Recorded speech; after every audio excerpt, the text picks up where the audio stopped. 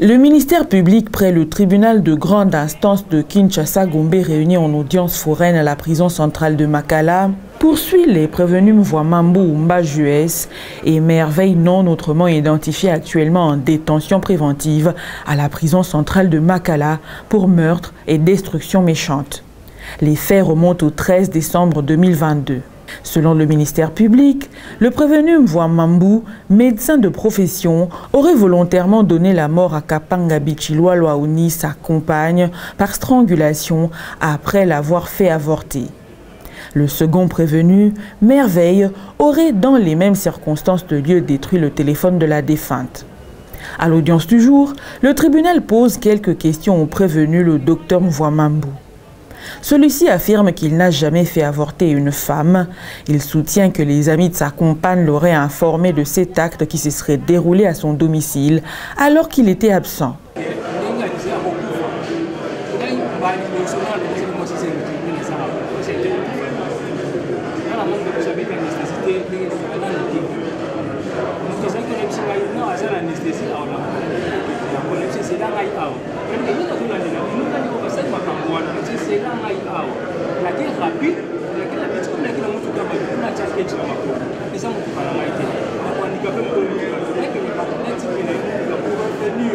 Le ministère public confronte le second prévenu Merveille au procès verbal d'audition du prévenu, le médecin Mvwamambu. Celui-ci aurait déclaré qu'il a demandé à son co-détenu de détruire le téléphone de la victime pour effacer toute trace de son implication. Le prévenu nie tous les faits et soutient qu'il aurait appris l'assassinat de Kapanga Bichilwa par des proches de la victime.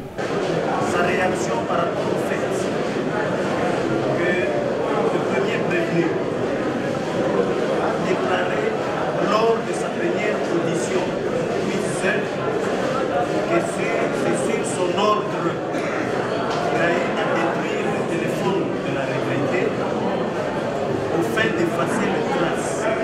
Comme si cela ne suffisait pas, ils ont été confrontés les deux. Déjà, cette scène-là, je ne connais rien. Moi, je sais que la fille a été assassinée, retrouvée quelque part. Donc, je ne peux pas avoir le temps de partager avec lui ces informations. Je connaissais bien. Seulement, j'ai parlé avec lui pour être fort, parce que je savais que c'était ça.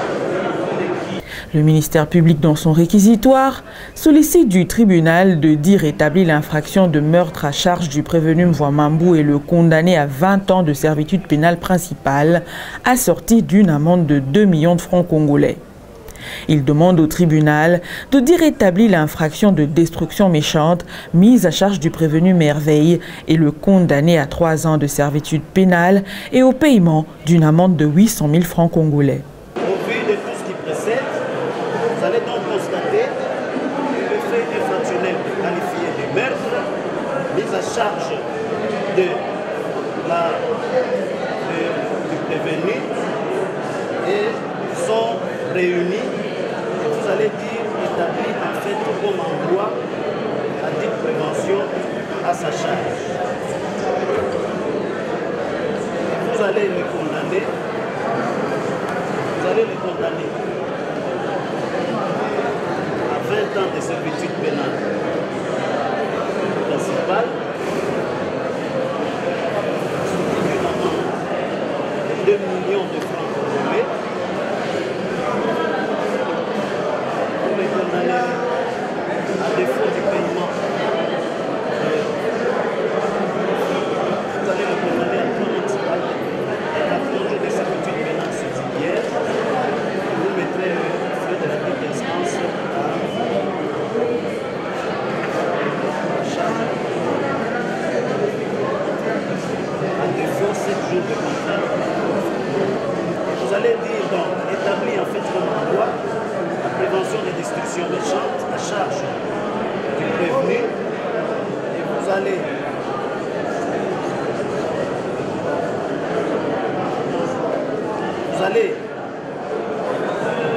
condamner le prévenu à 3 ans de servitude pénale et servitude pénale principale, assortie d'une amende de 800 000 francs congolais et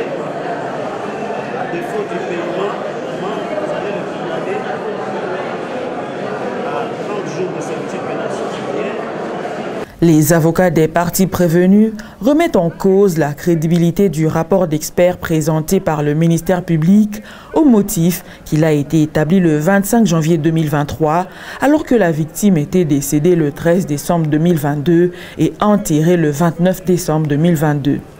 Ils demandent au tribunal de dire non établir les infractions mises à charge de leurs clients et les en acquitter.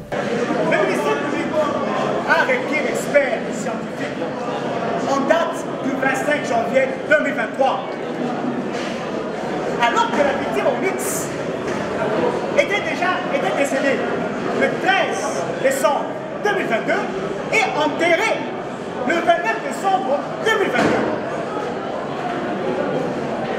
Au moment de sa mort, à la découverte de son corps, jusqu'au jour de l'enterrement, aucun acte n'a été posé.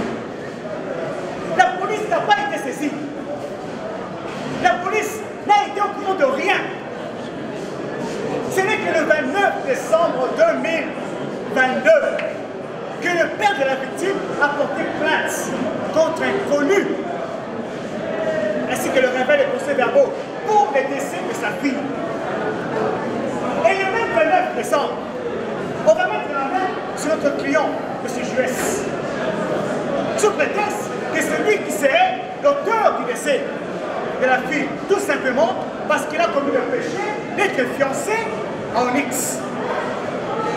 Madame le Président, le 31 janvier, le 31 décembre 2022, la police judiciaire, sans mener des enquêtes approfondies, sans descendre sur le terrain pour constater la scène du crime, sans mener des enquêtes, sans même interroger quiconque, va à l'état brut et sauvage, déférer les dossiers par devant le ministère public. Vous allez dire, au bout de tous les éléments qui viennent d'être débattus ici, instruction à la police, instruction au parquet, instruction juridictionnelle par devant votre tribunal, que les faits de destruction méchante mis à charge de M. Merveille Mapagala Mafwanga ne sont pas établis en fait comme en droit.